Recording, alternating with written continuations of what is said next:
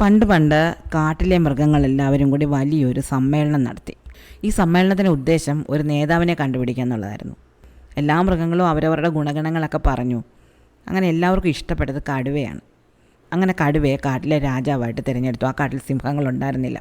എന്തായാലും കടുവ രാജാവായി. അപ്പോൾ കടുവ പറഞ്ഞു, എനിക്കൊരു മന്ത്രി വേണം. മൃഗങ്ങളെല്ലാം കൂടെ വീണ്ടും ആലോചിച്ചു, ആരാണ് മന്ത്രി?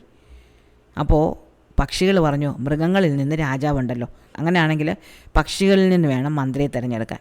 അപ്പോൾ മൃഗങ്ങൾ പറഞ്ഞു, ശരി, അങ്ങനെയാണെങ്കിൽ നിങ്ങൾ തന്നെ ഒരു മന്ത്രിയെ തിരഞ്ഞെടുത്ത. പക്ഷികളെല്ലാം കൂടി മൂങ്ങയെ തിരഞ്ഞെടുത്തു. അങ്ങനെ മൂങ്ങ ഈ കടുവ രാജാവിൻ്റെ മന്ത്രിയായി.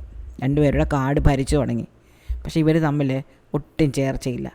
രാജാവിനാണെങ്കിൽ ഭയങ്കര ദേഷ്യം.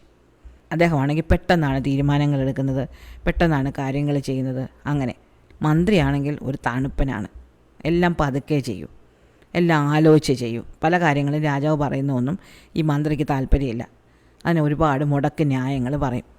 ഇങ്ങനെ ഇവർ തമ്മിലങ്ങ് ഭയങ്കര വഴക്കായി. ഒരു ദിവസം ഭയങ്കര വഴക്കായി രണ്ടുപേരോട്, അങ്ങോട്ടും ഇങ്ങോട്ടും ചീത്തവിളി.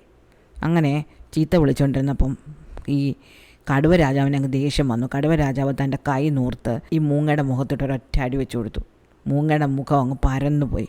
മൂങ്ങയ്ക്ക് ഇതിൽ പരം ഒരു ദേഷ്യമില്ല. നല്ല സുന്ദരനായിട്ട് ഉരുണ്ടിരുന്ന മുഖമായിരുന്നു, അത് പരത്തിക്കളഞ്ഞു. അങ്ങനെയാണെങ്കിൽ ഈ കടുവയെ ഒരു പാഠം പഠിപ്പിക്കണമല്ലോ. അന്നൊക്കെ കടുവകൾക്ക് ഒറ്റ നിറവേ ഉണ്ടായിരുന്നുള്ളൂ. മൂങ്ങ എന്ത് ചെയ്തു? മൂങ്ങ വേഗം പറന്ന് എന്നൊരു തീക്കൊള്ളി എടുത്തുകൊണ്ട് വന്നിട്ട് ഈ കടുവയെ തലങ്ങും വിലങ്ങും അങ്ങ് അടിച്ചു. അവരുടെ ദേഹം മുഴുവൻ പൊള്ളി. അങ്ങനെ കടുവകൾക്ക് ദേഹത്തെല്ലാം വരയും വന്നു. അന്നു മുതലാണ് മൂങ്ങകളുടെ മുഖം പരന്നു പോയതും കടുവകൾ വരയന്മാരായതും. ഇഷ്ടമായോ കഥ? എത്തരത്തിലുള്ള കഥകളാണ് വേണ്ടത് എന്ന് ഒന്ന് കമൻറ്റ് ചെയ്യണേ.